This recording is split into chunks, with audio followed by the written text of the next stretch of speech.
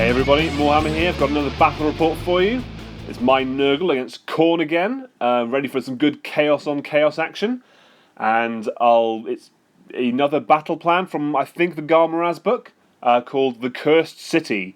I'll jump straight into it right after the army breakdown.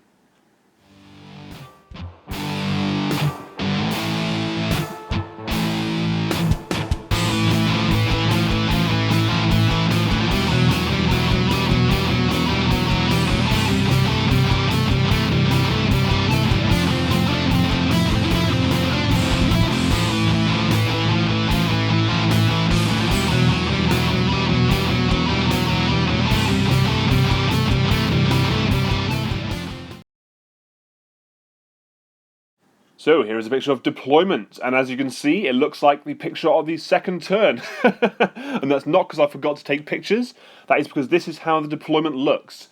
He has to deploy his entire army within an 18-inch bubble on that half of the board. And I deploy my entire army up to at least 9 inches away from him. So I'm starting very close, which is going to be great for getting none of that movement rubbish, just getting straight into the action. So, our armies are, starting with mine. On the far left, I've got 3 Beasts of Nurgle, then 5 Blight Kings. In the centre, I've got a Great Unclean One. Then I've got 15 Chaos Warriors with a Chaos Sorcerer Rule and Orgot's Demon Spew, and he's my general.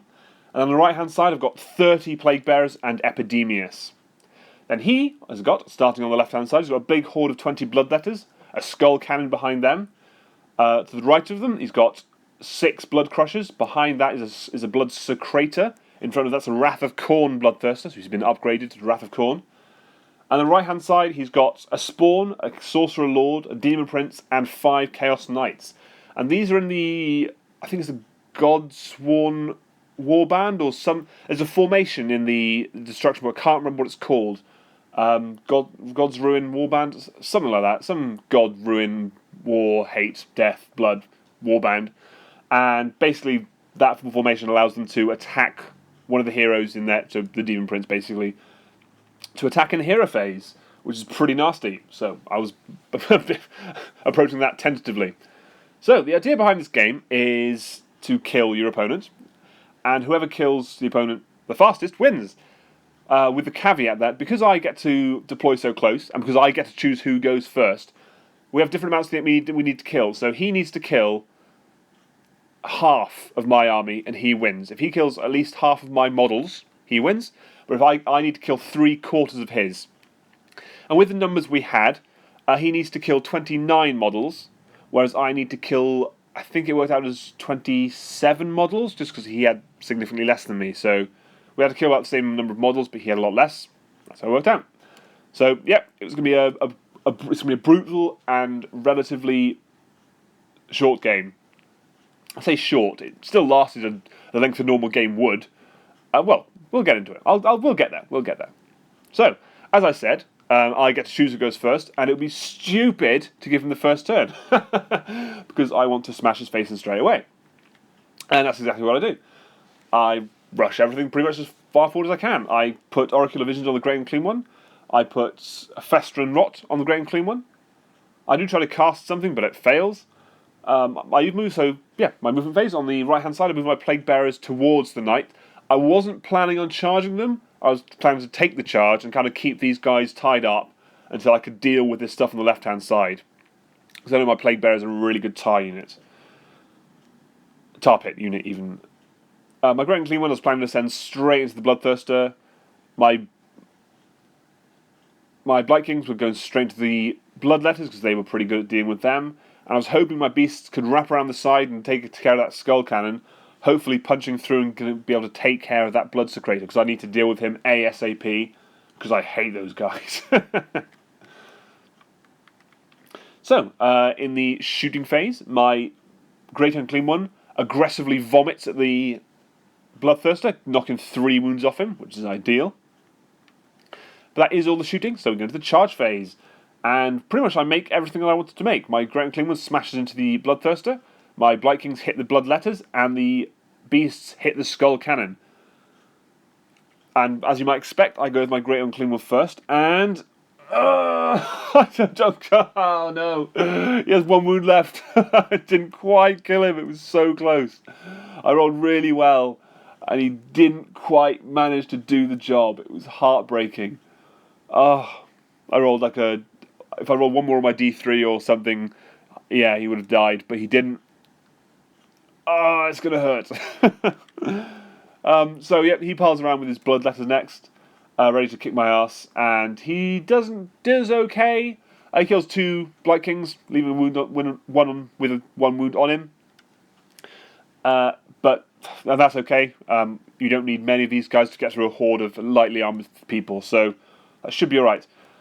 Next, I attack with my Beast of Nurgle, and I'm not able to do anything, as you might expect. So then he attacks back with his Bloodthirster and is able to put 3 wounds onto the Great and Clean one. And that's okay, I can hopefully regenerate these at some point. And then attack with my Blight Kings and I'm able to kill 3 Blood Letters, which is a pretty pitiful effort and made me sad. Then he attacks with his Skull Cannon, is able to fling a single wound off a beast. That's okay. But that being the end of the combat phase, he goes to his turn. And this is exactly what he does. His Blood Desecrator plants the banner. He uses the Wrath of Khorne Bloodthirster's command ability on the Blood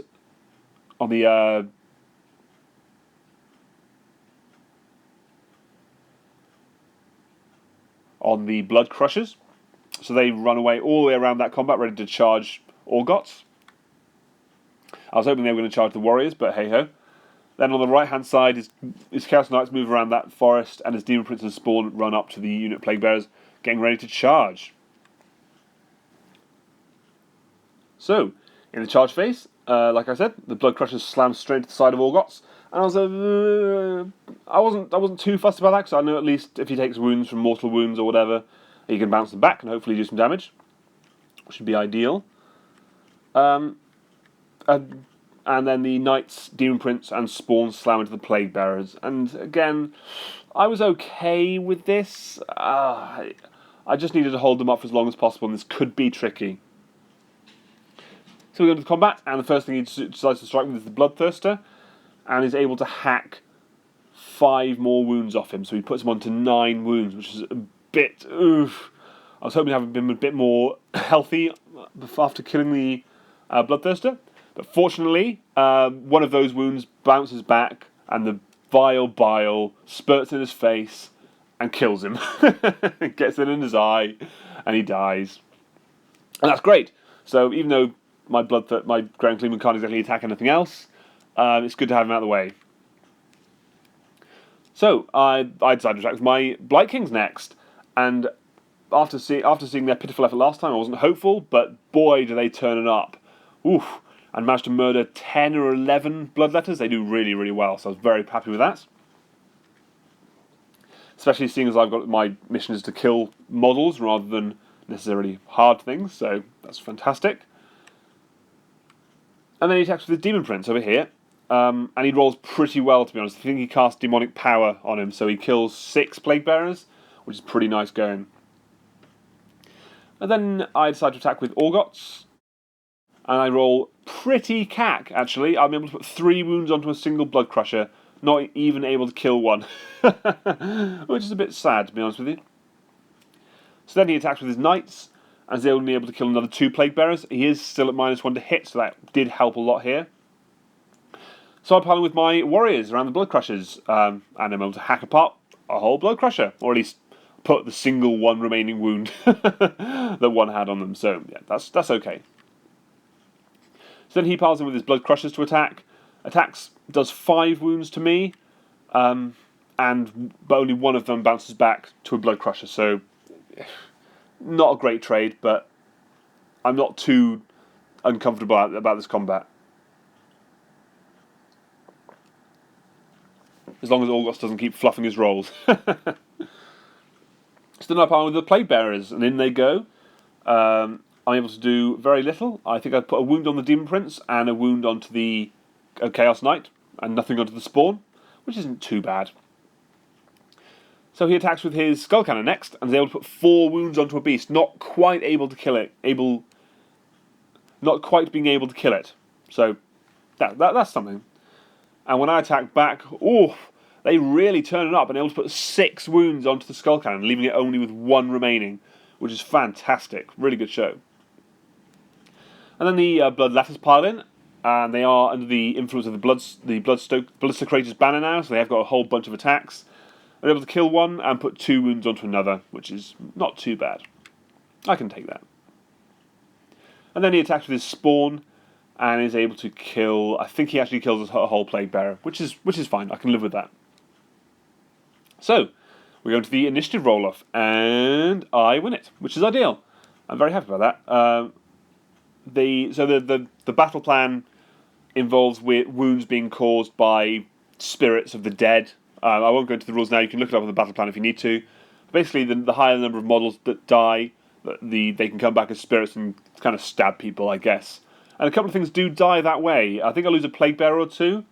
He loses a whole Chaos Knight, which is fantastic, and he loses a bunch of his Bloodletters, and he also loses some Bloodletters to Battle Shock. So there was a bit of Battle Shock take place as well. I didn't take a picture of it, but yeah. But point being, this is the picture of my movement phase. There's only 1 Bloodletter left. That's the point. I do heal a wound off the Great and Clean one, and he charges straight off towards the Bloodsecrator. Other than that, there's not a whole lot of movement because everything's in combat. In the shooting phase, Orgots uses his tongue attack and is able to kill an entire Blood Crusher, which is fantastic. And my Great and Clean one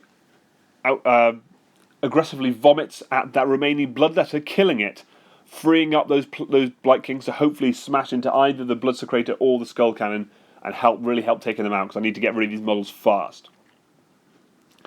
Either way, I slam into the Bloodsecrator with my Grey and Clean one, but that is the only charge. The Blight Kings do fail the charge, which is rubbish of them. I was really disappointed. They could have ended up just killing that Bloodletter themselves, but I took the chance and it didn't come through. That's okay, I can live with it. So I attacked my Grey and Clean one first, and in a fit of deja vu, the Bloodsecrator is left with 1 wound. Ugh. But, I'll live with it. I can take it. So then he attacks with his Blood Crushers next, and able to put another 4 wounds onto Orgots. Fortunately, I think 3 of these bounce back and are able to kill another Blood Crusher. There's only 3 of them left now, which is fantastic. Then I attack with my Beast of Nurgle, hopefully planning to bring down that Skull Cannon, but I don't quite manage it, which is really, really rubbish. Again, it's going to attack me back and it might be able to do some damage, which is not what I was hoping for.